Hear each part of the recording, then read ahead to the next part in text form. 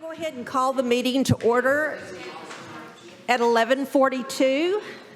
I want to welcome everybody. If you haven't gotten your lunch, please feel free to do so. Let's see.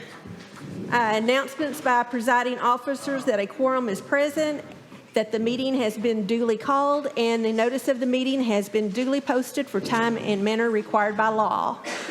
And are we going to do question? Are we going to approve the minutes and stuff first or last, or just come on down? Call to order. Okay. And then we will. Okay.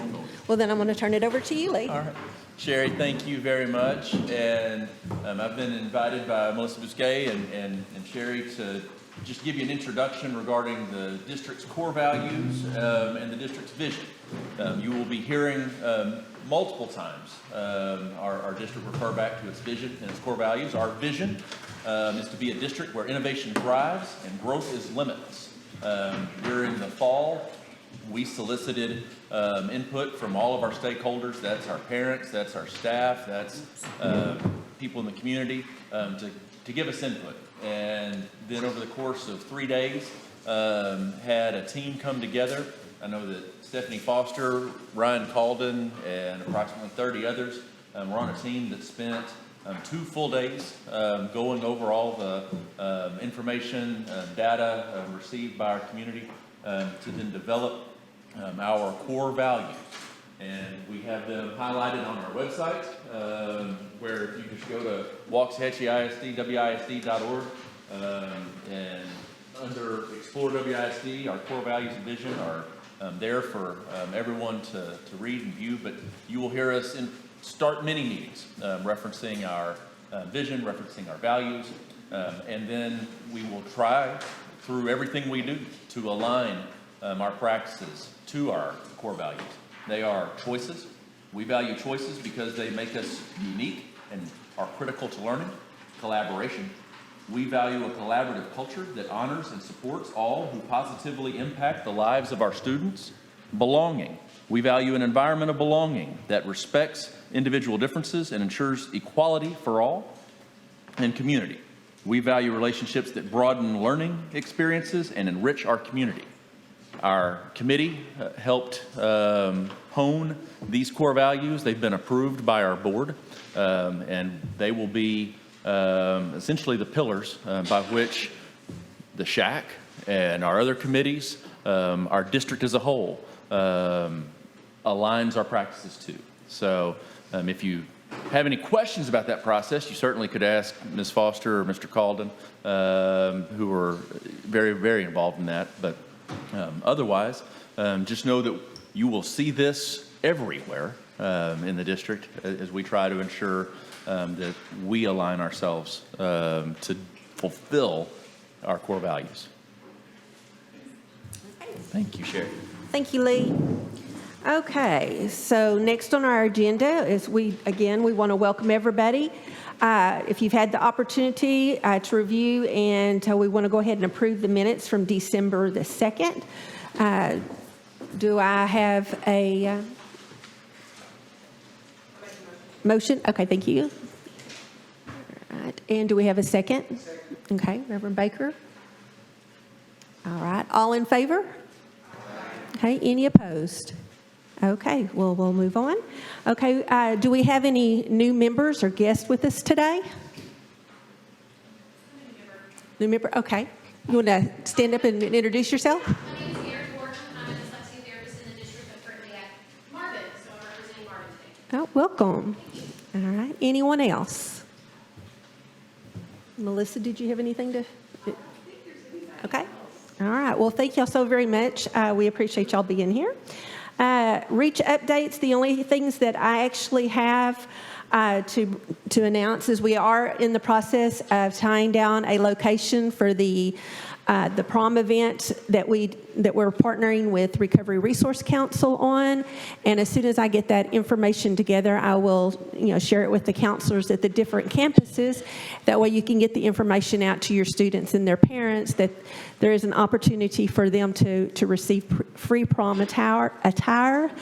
We're also currently asking if anybody has any gently used dresses or suits. that they would like to, to donate to the cause. We are accepting those at this time as well. So please get with me if you have anything. We actually posted on our Reach Facebook page, and there's a contact information on the post on there as well. We are having our annual fundraiser that's coming up on February the 12th, and so I had flyers set out for those that may be interested in doing our 5K run. We also offer a virtual option, and with your virtual option, you do still get the T-shirt and the participation medal for doing that as well. But we do appreciate your consideration in doing that. And that is all that I have on the REACH update. So I'm going to ask Ginger if she'll come down and she'll update us on the WISD counseling updates regarding mental health resources for WISD students and staff.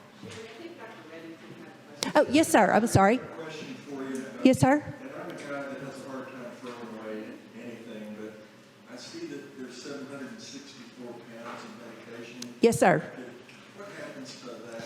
So what we do is the Ellis County Sheriff's Department is basically our organization department for Ellis County that collects the drugs that are collected around the county. They're taken to the DEA in Dallas, and then the DEA actually ships them or transports them to a place in Oklahoma City to where they actually incinerate, and it's a place that's specifically used to incinerate medication. Is this all medications or just narcotics? No, it's all medications. In fact, the only narcotics, we don't take anything, that we know of. We don't accept illicit stuff, but, the opioids, we do take over-the-counter medication, pet medication. So, anything that you want to be able to safely dispose of so it doesn't end up in the trash where, it gets into the environment, leaches into our water supply. So it's just an alternative way for them to be able to dispose of medication.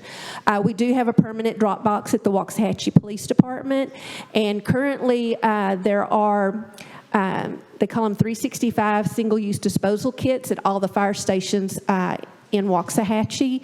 So you can actually go by and pick up one of those envelopes. It's prepaid postage, so you just drop your medicine bottles in it and seal it up. And it goes to the Sharps Compliance, where they also do incineration. What would prevent someone from cherry picking that medicine and seeing if a place like Hope Clinic couldn't benefit from antibiotics and Well, medicines and many, many other non-narcotic medicines? Right. Expensive. I mean, it just seems horribly wasteful to me. I know. As of this time, that's a question that's been put to the DEA all the time. And due to, the possibility of tampering and things like that, at this point, we've just been instructed that we can't, share it with anybody. Once it's taken in fact, we don't actually handle the medication when people bring them to the drop box locations. It's the individuals that tend to put everything in the boxes. At the drop-up events, basically they drive up and hand off the bag to our law enforcement, and then they put it in a box and it's sealed up. So we don't tend to go through any of that. Well, I know before I retired, I worked at the Hope Clinic a good bit, and it was very difficult getting medicine for people. The drug reps just don't call on the Hope Clinic like they do private doctors in the community, and they Right. don't have samples Yes. so much anymore. So the poor people really have a hard time buying some of these expensive medicines. The antibiotics in particular, everybody has leftover antibiotics. Yes.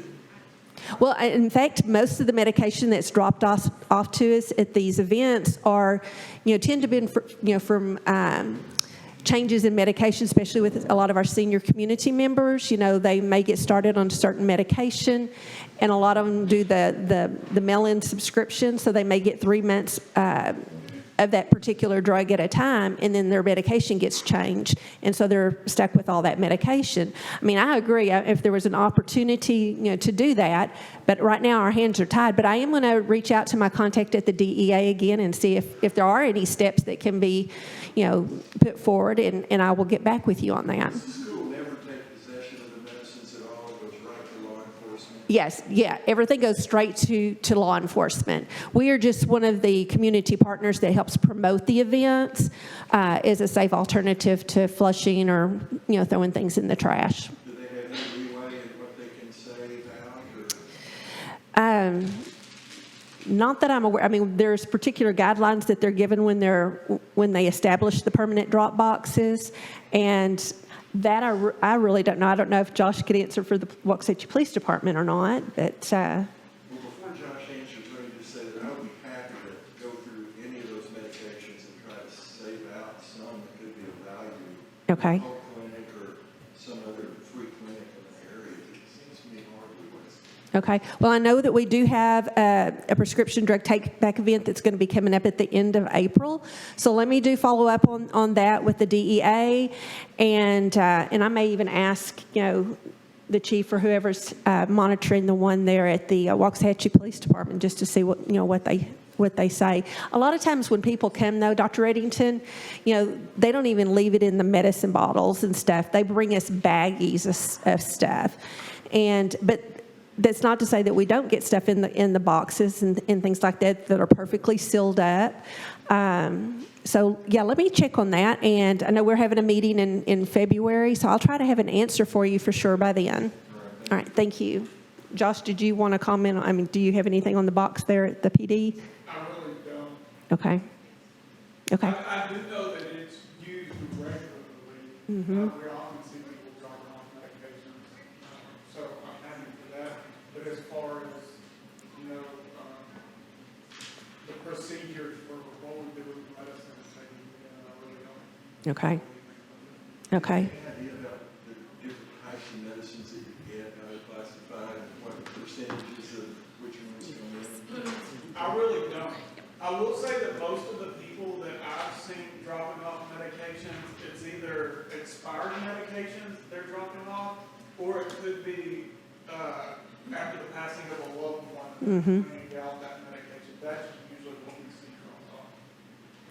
Yes, ma'am. If I remember correctly, unless something's changed, because I drop off expired meds from our clinic, you have to take it out unless they change. Well, the reason they ask any of the volunteers and in law enforcement, to not handle the medication, really limit ourselves on that. And so that's why a lot of times we'll just have the box up there where they can drive up and just drop it off. We've been instructed not to take anything out of the containers. Now, at the police department, just because the box is filled, is that what you're talking about? Okay, so what has happened on that, because I did talk to the chief on it, they were just, it was constantly the box was being filled up and they were having to empty it really often. And he said that they had found that when they were transferring, because on those, it's a container and then they'd have to dump it into boxes and seal the boxes. He said a lot of it may only have like 1 or 2 pills in it, or, sometimes it, just very limited. So what they've done is they've provided like the Ziploc bags, and they just ask, when somebody comes to drop things off, to just transfer it to the Ziploc bags. They make sure it's secure before they put it in the box. And then they have a trash receptacle there for the boxes and stuff like that. Because that's a lot of times, you'd be surprised at how quick something fills up. You get one big bottle and it has just a few pills in it, and it does take up a lot of space in the container. So I know that's what that is. But at the drop box, the drive-up event, we don't take anything out of the boxes or anything like that. Okay, any other questions before we move on? Okay, then I'll turn it over to Ginger.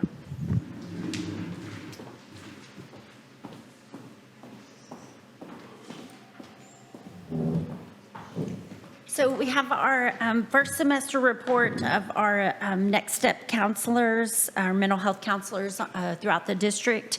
Currently, we have 249 students across the district who have been referred for mental health counseling.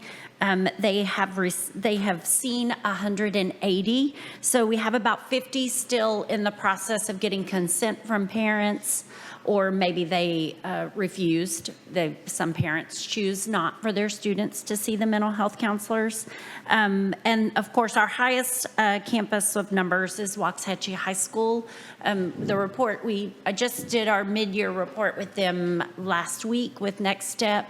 Their referral rate at the high school is so high, they could use another counselor there. They don't have enough with just one there 5 days a week.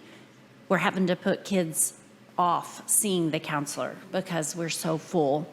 But, that's something we'll talk about at the end of the year. So our referral process is going really well. Our counselors are referring, our teachers tell our counselors, we start the referral process. So it's been a huge, huge help to our campuses. I see my counselors all nodding because it's just been a blessing for us to have the mental health counselors. So that's going really well. Also, the mental health next step in December, we did a parent night for suicide prevention awareness. And we had 24 parents and their students that came to listen. We're offering another one in the spring. We piggybacked because in junior high we did a lesson for our junior high students. We always do our suicide awareness lesson right before Christmas break in our junior highs. And so we had that presentation. So we went ahead and piggybacked on that so parents could have the same information that we presented to the students so that they'd be aware of what their student was learning. We're doing another one in the spring. The first week of March, we'll be presenting to our high school students. 10 through 12 are the ages that we're gonna hit target. And we'll do another parent night for that time for those presentations as well and invite parents to come. Again, it's just good information. So next step is who did the presentation. It was great. Very, very well received by parents. I even had several parents ask if we could record it next time. So parents that couldn't come. So I think we're gonna look into getting that recorded so we can push it out to more parents. So that's it. Thank you, Ginger. Okay, the next item on our agenda is the WISD security update by Lieutenant Josh Oliver. I'll talk from here because I'm quick. We've been on Christmas break, so really and truly we've come back, and so far, knock on the wood, it's been really quiet. So everything is good on safety and security. All right, thank you, Josh. Next item is the WISD health update, specifically including WISD's response to COVID-19 and the status of current conditions with Melissa Bousquet. Good morning, and as always, thank you so much for coming. I know no matter if you're a staff member or a community member, parent, whatever, I know it's a sacrifice to be here, and we so appreciate it. It means a lot to us. We need your input. There's a lot going on right now, as you can well imagine, with COVID. Let me start, though, before I go there, because you may have more questions about that. Let me go over drug testing. We're rocking along with drug testing. Our last session was in December, and the only positives, we had 2 marijuana positives at the high school. So one of those positives was a second positive. So it was a student that was already on our list as having tested positive. And so as long as those numbers are stable or going down, we're watching that. And he's or she is doing well. So really, as far as drug testing goes, it's been a good year. Junior highs were all negative.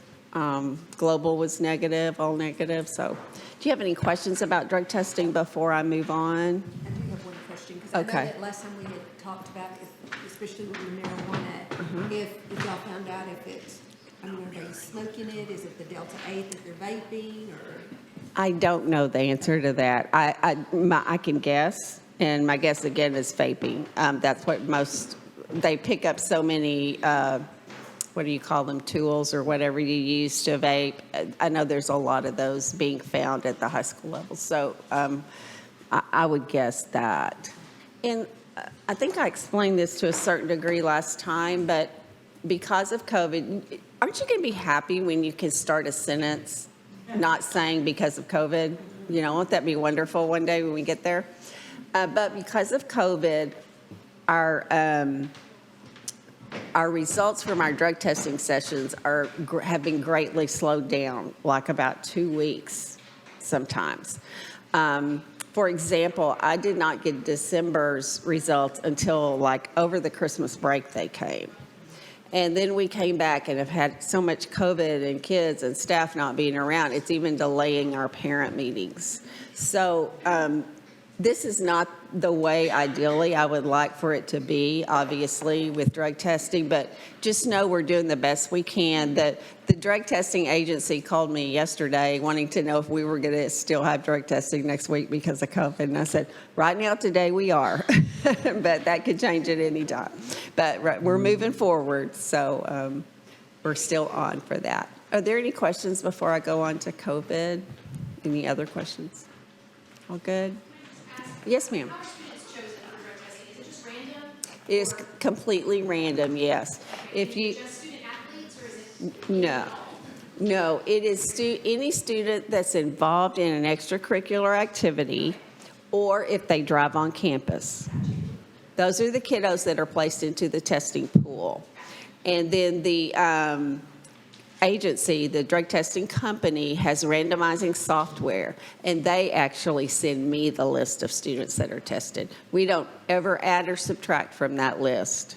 So it's Percentage of your total enrollment is scrutinized. about 10% each session of the pool. Now, I don't know of the total, what would you say, Lee, of the total population, student population? Well, we're only addressing kids 7th grade and up. Right. Of the high school population, the overwhelming majority are in some extracurricular activity or driving. Because extracurricular activity includes your CTE programs, it includes fine arts, it's athletics.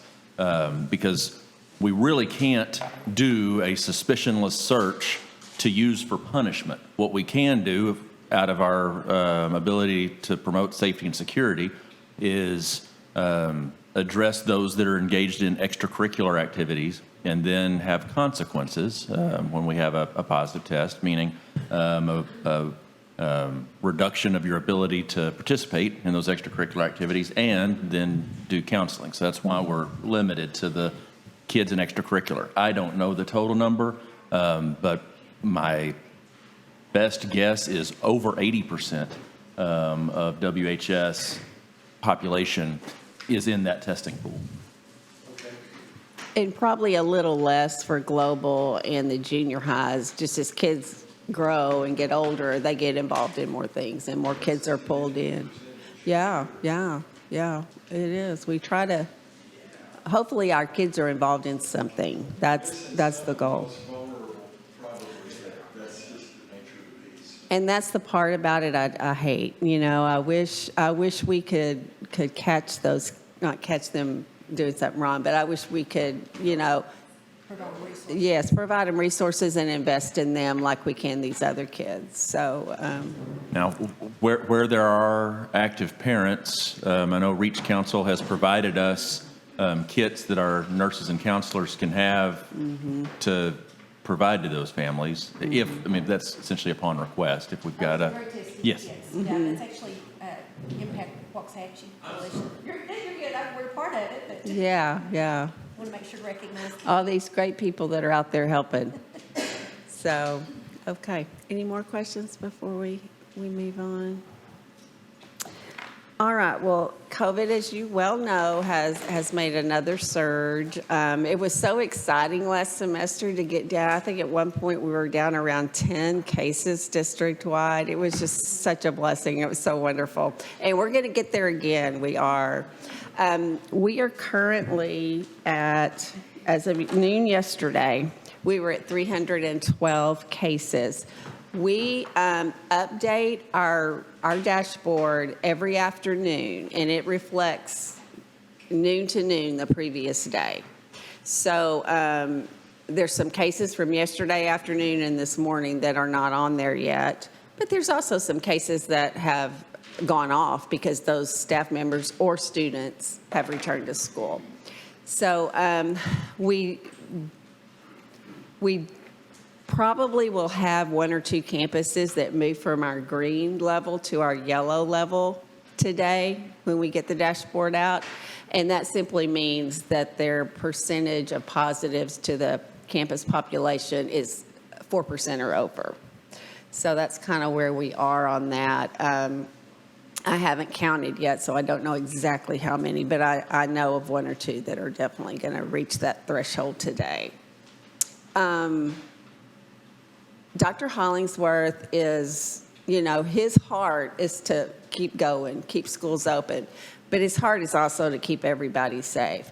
So he talked to me this morning about just keeping him up to date, let him know what I think and what, my nurses think. And so we are all watching this very closely. And if we do have to shut down for a day or two, it will probably be because of staffing issues, because we just don't have enough staff to safely cover our campuses. Do you guys have any questions? I have it broken down from yesterday. We had 104 staff members and 208 students. So that's kind of the breakdown right now. We have, I guess, roughly double the number of students and staff members, which you would expect. All right. I do have another question. And you may or may not know this. Of the ones that have tested positive, have we had any hospitalizations where they were so bad, or is it something that they've just been able to? I don't know of any with this last surge with the Omicron. Now, we did definitely, when Delta went through, we didn't have a whole lot, but we definitely had some. This time it's very mild, and I feel like now I can speak with authority because I had it over the Christmas break. So I know a little bit more about what I'm talking about. And fortunately for us, it was like somewhere between a cold and the flu, It wasn't bad. Our whole family had it. But that's not to say the next family or the next person wouldn't have a different experience with it. But the good news is, for the most part, this variant is not as serious. It's extremely contagious, but it's not as serious as far as degrees of illness go. Unless you're unvaccinated. Yeah, and that is still the case, Dr. Reddington. If you're vaccinated, and those people tend to have fewer symptoms and less severity of symptoms. So that's just a fact. I mean, everybody has to make their own choice about that, but that is a fact with vaccination. Any idea what percentage of your staff and kids are vaccinated? No, we don't, because we don't ask that question, correct, Mr. Almachan? That's something, That's correct. yeah, that's something we can't ask. So we really don't know. You have to be careful about that. Now, some parents have volunteered that information for us, and we do, if they have and they've got it documented, we do put that in Skyward so we will know if someday, somebody asks for statistics or whatever for students, we do put it in Skyward. But for the most part, As aggressively as we're allowed to, we have advertised vaccination opportunities. And fortunately, the pharmacies in our community, beginning late spring of last year, had ample resources to vaccinate folks. And then, we've gone through the wave of ages of children who've been able to get vaccinated. But every time we've had the opportunity, we have advertised to our staff and our families the availability of those. and I have tried a couple of avenues to get a COVID shot clinic for students. I have not been able to make that happen yet, but I continue to search for a way to do that. So if families want that, they will have the opportunity to get it. That was the question I was going to ask. Do you have, or what are the impediments to dispensing the vaccine through your health departments, through your school? Through the school, it would mostly be storage issues because of the requirements of temperature. It's just like it's not even in the doctor's offices yet. So it's really hard for us to do it. We can't. Fortunately, the pharmacies have been amazing throughout this. All of them have, but I'll call out HUB and Waxahachie Pharmacy. Those two especially stand out in my mind as pharmacies that have gone above and beyond to help students and staff. I just wonder if the kids are likely to utilize those particular resources at a local pharmacy. They don't go to pharmacies. Kids don't. And it would just be a matter of parents being proactive and intentional about trying to get their child a vaccine. Yeah, ease of getting a vaccine It really is. the easier it is, the more people. We would agree with that. I mean, just dealing with all vaccines. If it's hard for parents to get vaccines, then it's a struggle. It is definitely a struggle. Any other questions about COVID right now? You guys can call me anytime if you're worried about something, if you just think there's something that we're not doing that we need to be doing. I'll be happy to talk to you. Okay? All right, thank you. Okay. Okay, so we're going to start our SHAC presentations. I know that we had American Heart Association Employee Wellness Program, Kelly Story, you were going to share on it? Yeah. This is the third time she's been on our agenda and has not been here. But it's legitimate. I mean, the poor lady has a herniated disc, so that's why she couldn't come today. But just want you to know that we are utilizing the American Heart Association's wellness program for our district. Our employees have the opportunity to get their blood pressure taken whenever they want to. And if they make a donation by today's the last day, employees. If you make a donation of $25, you get a t-shirt and you get to wear jeans every Thursday in February. So we're trying to encourage people to, make that donation and get those blood pressure checks done. So that's kind of what that's all about. And I would have loved for her to come and share with you, but it just didn't happen. So we tried. Okay. Thank you, Melissa. Okay, so next we have the WISD Human Sexuality Curriculum. We've got Ginger that will be sharing on it. And as Ginger's walking up, I'll just start with a preface to help you understand why we're having this discussion. And that is we're dealing with two different pieces of new legislation. The piece regarding human sexuality actually came out of the general session of the 2021 Texas Legislature. And then the next topic that Leslie Dean will be helping us out with, child abuse prevention, dating violence prevention, sex trafficking curriculum, that came out of one of the special sessions. But both of these require the school board to convene the SHAC, to have a discussion over at least 2 meetings before then bringing a recommendation back to the Board of Trustees before new curriculum can be purchased.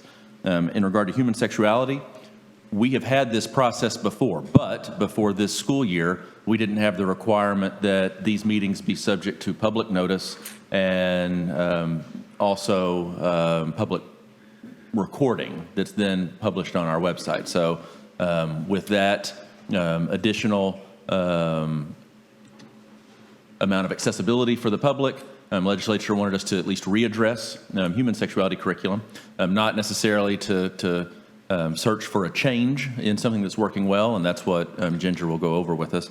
And then a new requirement, the topics that Leslie Dean will be covering for us next are actually new for curriculum pieces that will be a first time for the SHAC to look at those, address those. But this is our first of 2 meetings, which will ultimately lead to a recommendation, which will ultimately be taken to the board at the end of this school year so that curriculum can be purchased for the next school year. Okay, thank you. So I just kind of wanted to briefly give an overview of where we started, where we've come from, and where we're headed with our human sexuality instruction. I look around the room, and several of you were here when we started this adventure several years ago. So it started back in 2012. In 2012, at that time, our human sexuality instruction was called Abstinence and Marriage Education was the provider. We provided it through our health classes, and you can see the different grade levels had a different curriculum. They had workbooks that they worked in. So when a student was in their health class, they got our human sexuality curriculum.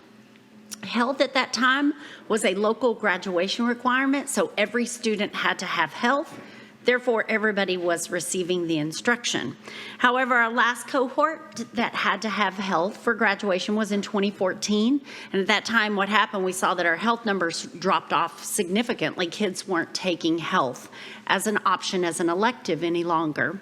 So the SHAC in 2013, we established a subcommittee. Our subcommittee was formed to review our current instruction of health, of sexual abstinence, which was the Abstinence and Marriage Educations program. And then we also reviewed several other programs. I listed here what we went through. I will tell you that as I look to some of my committee members, it was a very, very thorough review. We would have meetings that would last 1 to 2 hours. We would have over 30 people that would come to help with the review. So we started our review process spring of 2013. We were able to take a recommendation to our SHAC committee in spring of 2016. At that time, our SHAC committee did select Choosing the Best to be our human sexuality curriculum for the district. I keep these in my office. We keep them for review at all times for parents who want to see what we are teaching our students. So I've passed out the ones that I have. So the grade levels, we start at 6th grade. We do it, it is aligned 6th, 7th, 8th, and 9th.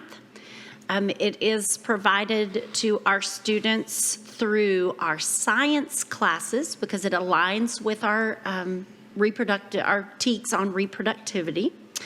It is now, according to our state, it is an opt-in to receive the program. That just started September 1st. So a parent has to sign for their student to opt in to be a part of this program. We worked on that this year, kind of getting that out so that parents could be aware of what their students were being taught and allow their students to be a part of the program. You can see there the different levels, the different grade levels we teach and what the names of the books are. I will say it's not just, I try to explain this a lot to parents, it's not just human sexuality. It is setting goals.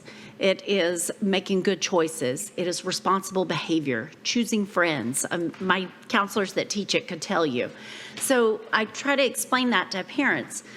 It's all about making good choices in your life and how that evolves in everyday life with our students. So we've had great success with the program through the years. Our counselors are the ones who teach it. So moving forward now, so for this meeting, I would like you guys you can just visually review it. What we're going to do is we're going to send out the link to all of our SHAC members this month just for you to review so you can go onto their website, you can see what they're all about. Then when we come back in February, I'll answer any questions and I'll ask for the SHAC then to ask for us to approve if Choosing the Best can be our program moving forward. Any questions? I think that was it.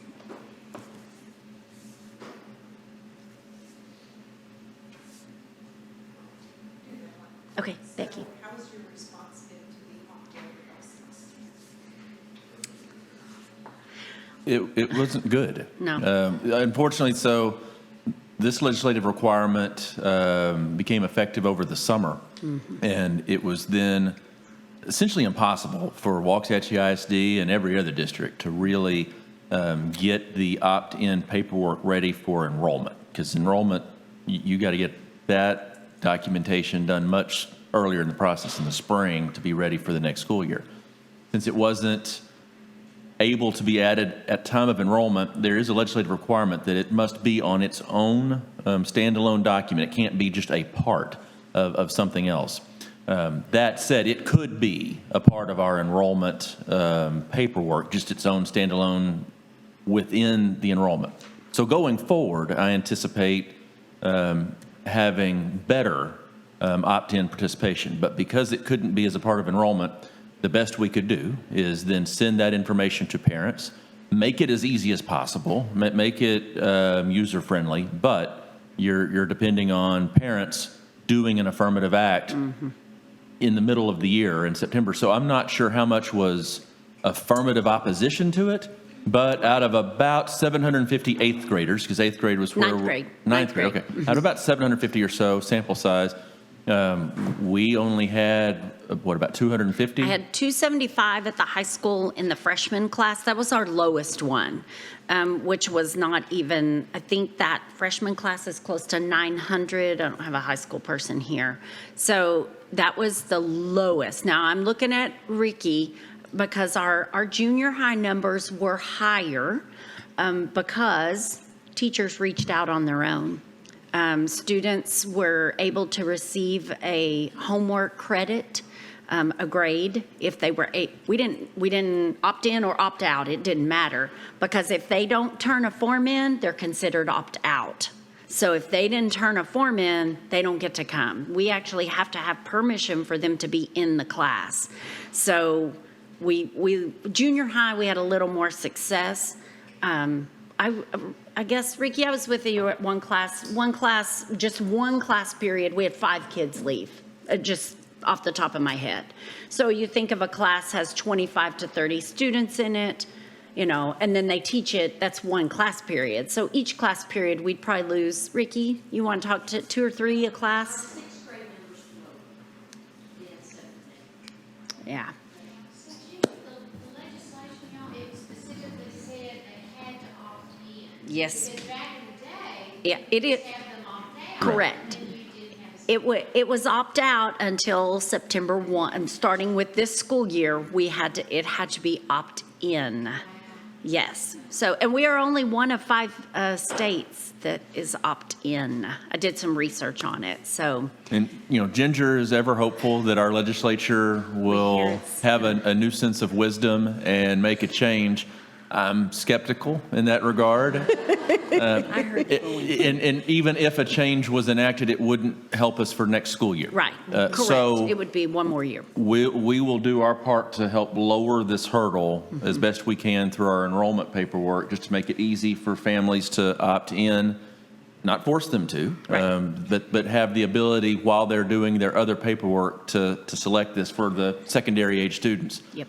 And go a step further than that. If we do see some opt-outs, we can potentially then utilize our counselors and teachers to go back for those, hopeful few that opt out, just to make sure if that was intentional or not. And if not intentional, give them the opportunity to opt back in, even if they didn't do it at the time of enrollment. And I will say, my information is always listed on the letters that we send out to parents. And I have several parents who will call me. I have not had one, after I talked to them, sent them the information, sent them the link, I have not had one that opted out. Because once they find out what the program is and understand, they don't opt out. So it's really just teaching them more, helping it to be more available of what is actually being taught. I sit on a statewide coalition for educators for this subject, and the head of that coalition was very involved at the state level in writing critiques. So I know there was a lot of discussion, strategizing as a process for opting in. So at our next meeting, I can, pick brains and see what's worked. Now that everybody's been through the process. Becky, I can get you exact numbers from my campuses because we kept it all on a Google sheet. If you want to know. Okay. I can. Yeah, I can do that. Thank you. Yep, that's great. Ginger, was it sent out or given to students to take home, or was it mailed? So we did, but we Okay. did through a Google Doc, through an email, so that parents could fill it out and they could opt in. Okay. They had to select, I opt in or I opt out. And then it was also sent through paper form. Okay. So we really tried both, which got to be kind of hard to keep up with paper Paper and versus who's the on the other. Google Doc, but we did the best we could. It's like Mr. Ovenshine said, at that point, you do the best you can. So, Absolutely, absolutely. any other questions? Well, I know that at the elementary level, it's different curriculum. Completely. Yeah, completely different, but it has always been opt-in. Correct. And just in telling you, every year we have just a small handful of parents that say no, that they don't want their students to do that. And we give them an opportunity to watch what we're going to show the kiddos. And it's just like what Ginger said, once they watch it and they see what it is, they're almost always okay with it. I don't remember one time I've had a parent say no. So hopefully that's where this will go, is that there'll just be a few kids. And it's not human sexuality that we teach at elementary. I was like, I probably need to clarify real quick. But, yes, we do. We begin, correct. We begin in 4th and 5th grade teaching hygiene and puberty to our students. But it is an opt-in, but it's not human sexuality. So I want to make sure. Make sure I cleared that one up. Any other? Yes, Ricky. I just have a comment. Okay. Our 6th grade numbers were lower, but we felt like those were elementary kiddos coming up. In elementary school, when they had their lessons, it was girls in one room and boys in the other. In 6th grade, it's all different. So I think some of our parents weren't as comfortable with it. It's just new being in 6th grade. And then our 7th and 8th grade numbers were good. Which is something we could talk about, when we align our, these lessons every summer. So that's something we could take into consideration for our 6th graders to help them feel more comfortable, because we sure don't want them not getting the lessons. Again, it's not just human sexuality instruction. There are so many other lessons that we teach, so. So to understand, you'll be sending the link out to the SHAC committee, so we all Correct. need to be watching for that Correct. to be able to review. Yep, that way And, you can all have the link. I want you to be able to just go on their website, see what they're about before we present it again in February, asking for the SHAC's approval. All right, thank you, Ginger. Thank you. Okay, so next on our presentations, we have Leslie Dean. She's going to talk about the child abuse, family violence, dating violence, and sex trafficking curriculum.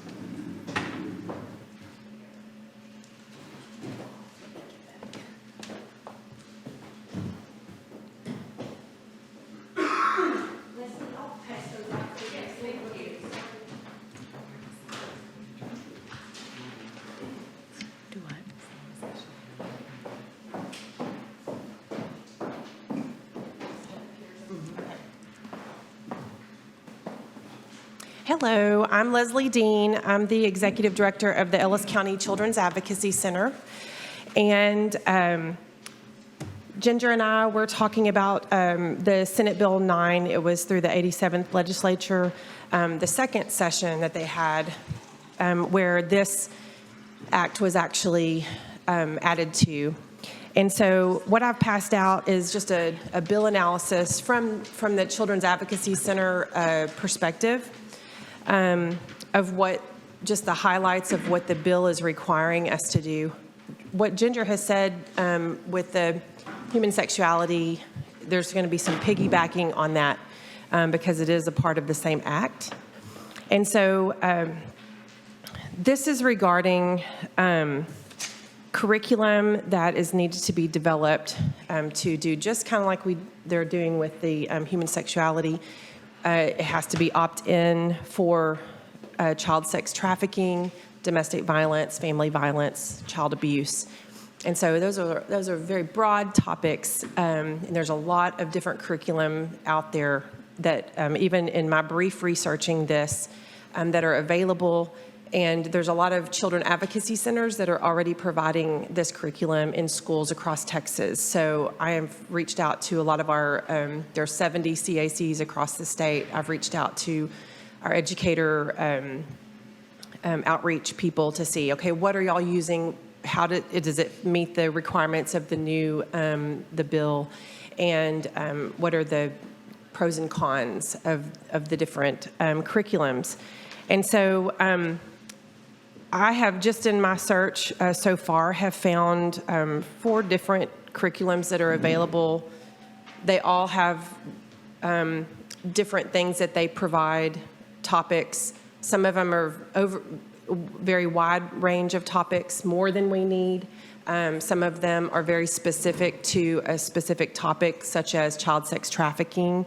And so what I thought that we could do is, as the SHAC, because there are requirements for the SHAC to be involved in picking this curriculum and making a recommendation to the school board of what curriculum should be used.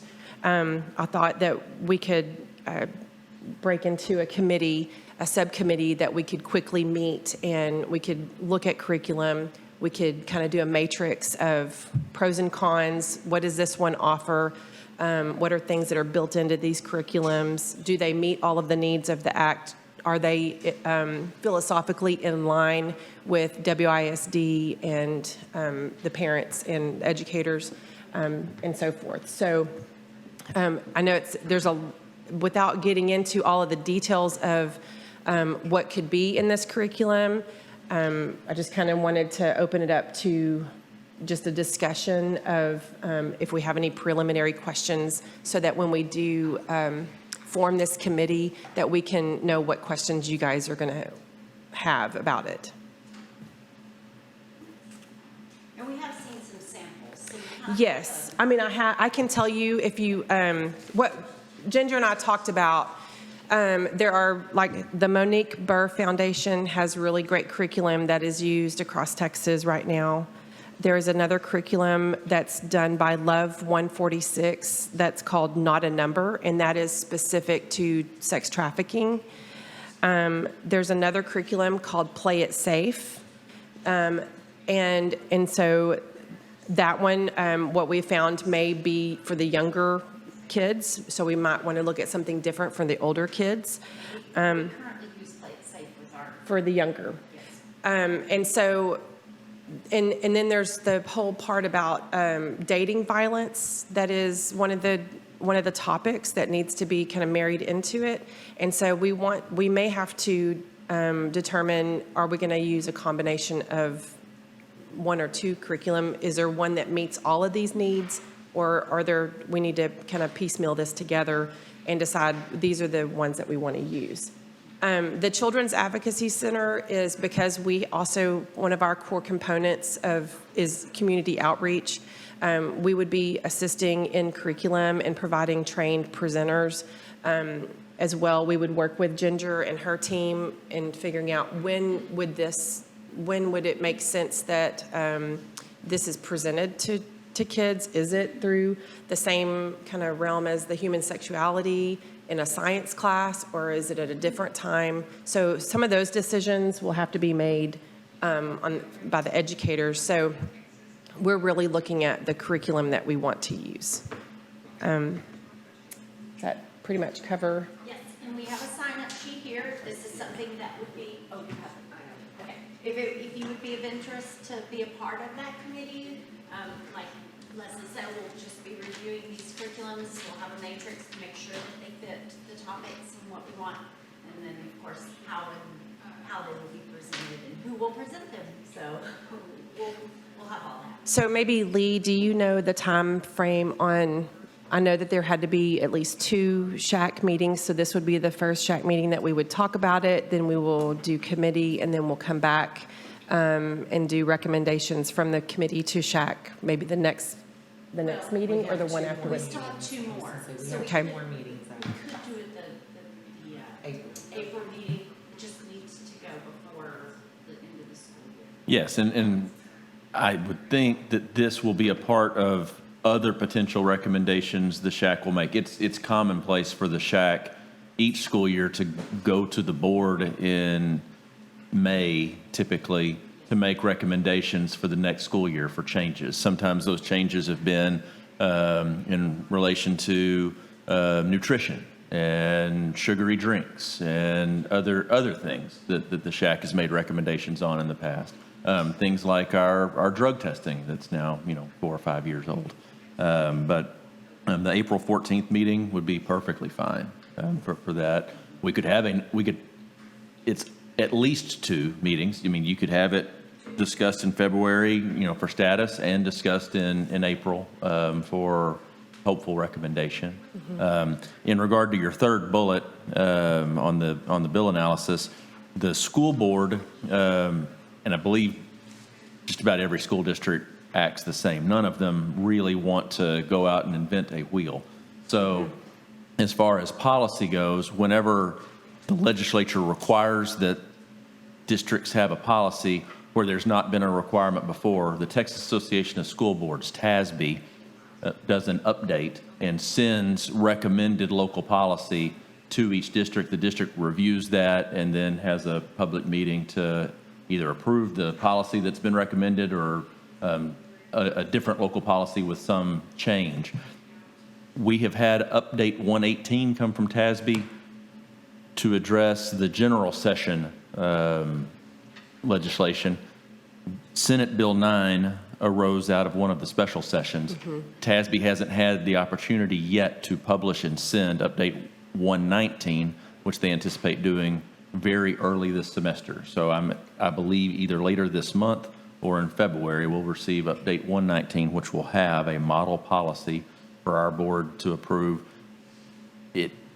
Unless there's some controversy, I would anticipate our board will approve the model policy, and I would anticipate that other Ellis County school districts that you deal with will also approve the model policy that winds up coming from TASB to address all of the things that need to be in place. So SHAC won't have to worry about that part, though could certainly look at, see, and have a learned view and opinion about that, but won't have to worry about generating the policy that the board will do. The task for the SHAC is to make a recommendation for curriculum. The only thing our board did, our board was required to convene the SHAC for this purpose, to have at least 2 meetings and come back and make a recommendation. Our board did that in a resolution. The only thing the board required by timeliness was that it be done, the recommendation be delivered by the end of this school year, which would be Memorial Day, essentially, in May. And there's a board meeting the second Monday of May. That would be the ideal board meeting to bring a recommendation back to the board. Okay, well, that gives us a good timeline of when we need to have it accomplished. And so I guess we'll circle back to this when it's time to sign up. And I'd love to have expertise. I know, Tom, I know you've done dating violence before. We'd love to have your input on that curriculum, because I know you probably have a lot of knowledge in that area.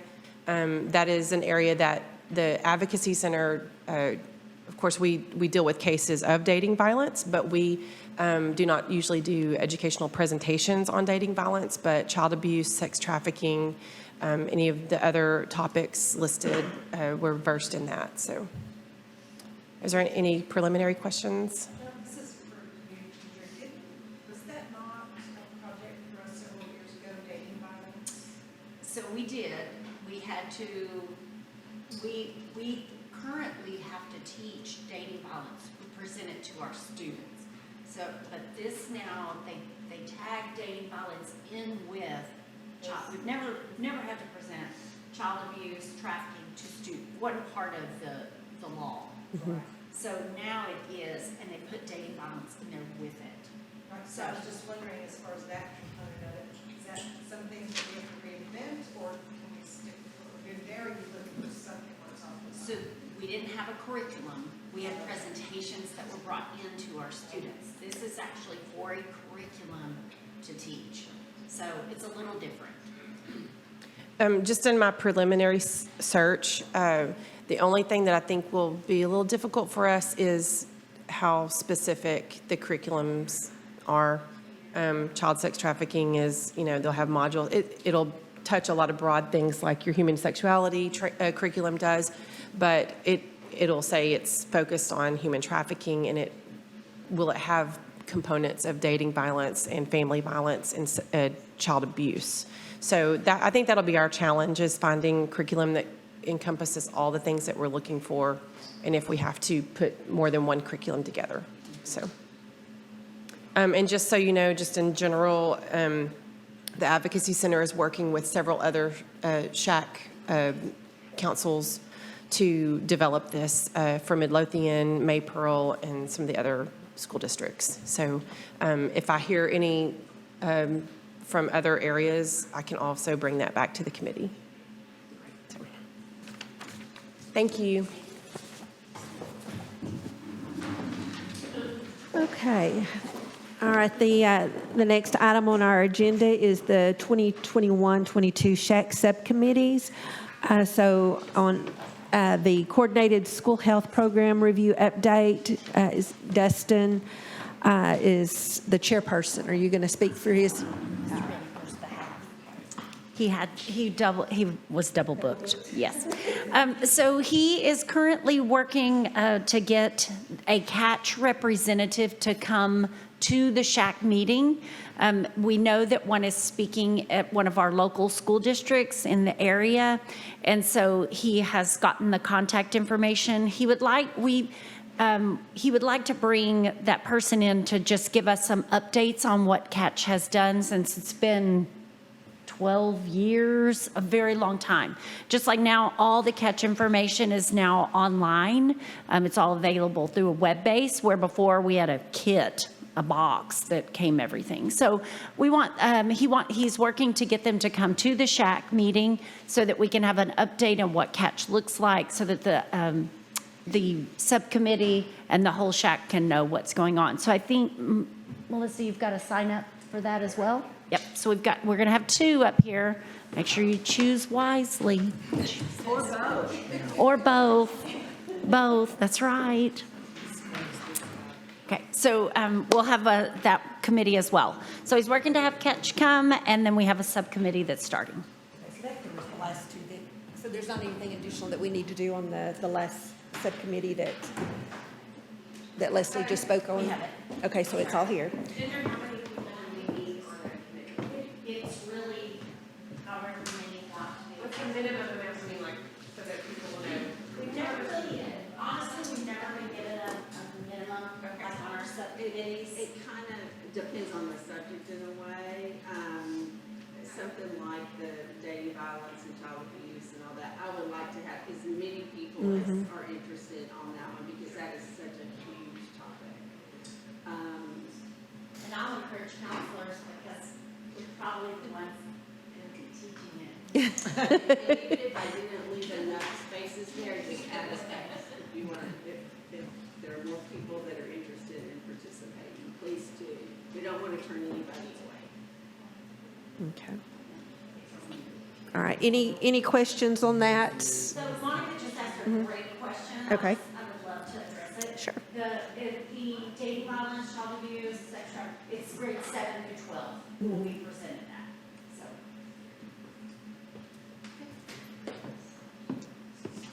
so. Okay, so that completes our agenda for today. So if I can have a motion to adjourn. Okay, Becky made the motion. Do I have a second? Okay, and then Josh seconded. Okay, so all in favor? Okay, I'm sure there's no opposed. So please be sure to come by on your way out to sign up for a committee.